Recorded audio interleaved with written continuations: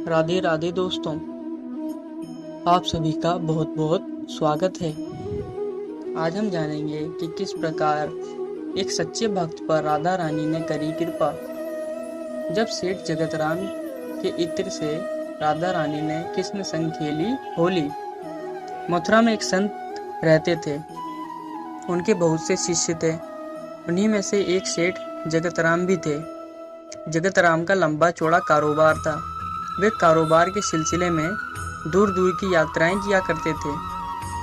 एक बार वे कारोबार के सिलसिले में कन्नौज गए।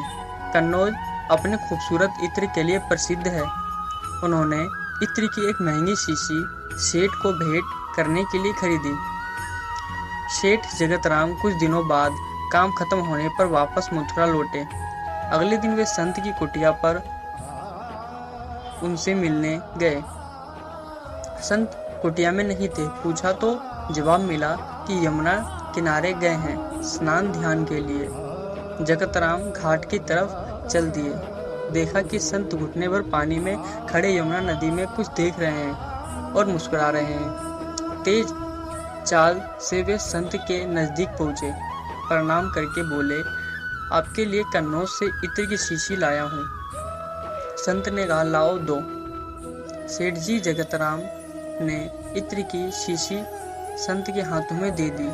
संत ने तुरंत वह शीशी खोल ली और सारा इत्र यमुना में डाल दिया और मुस्कुराने लगे।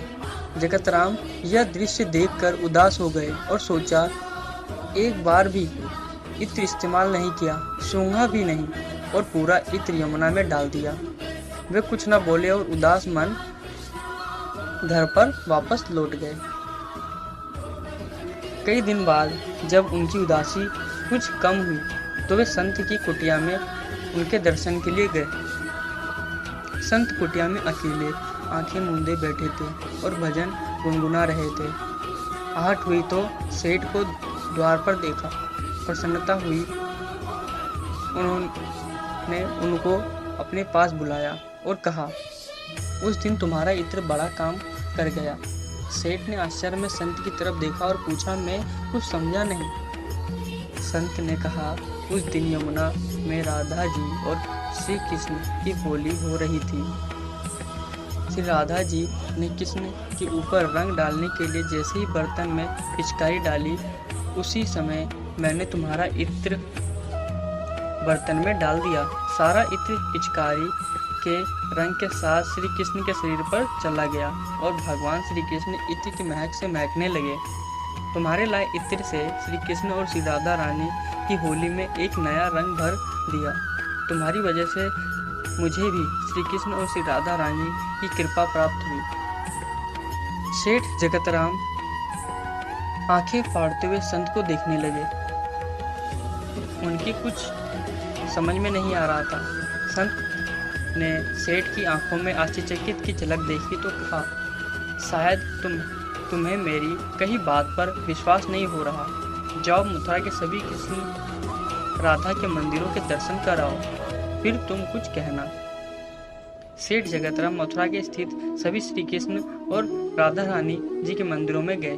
उन्होंने सभी मंदिरों में श्री कृष्ण की मूर्ति से अपने इत्र की महक आती प्रतीत हुई। सेठ जगतराम का इत्र श्री कृष्ण के श्री राधा रानी ने स्वीकार कर लिया। वे संत की कुटिया में वापस गए और संत के चरणों में गिर पड़े।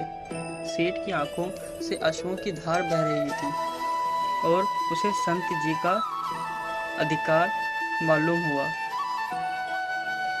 संत की आंखें भी प्रभु श्री कृष्ण और राधा रानी की यादों में गीली हो गई। इसलिए सदैव ध्यान रहे कि संत महात्मा भले ही हमारे जैसे दिखते हों, रहते हों, लेकिन वे हर वक्त ईश्वर में मन लगाए रहते हैं।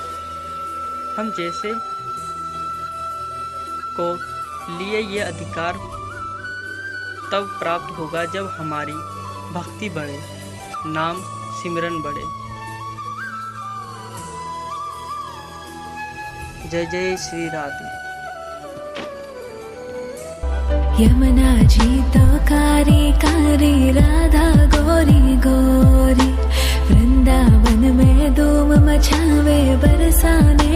छोरी रजधाम राधा जी की राजधानी लागे, राजधानी लागे।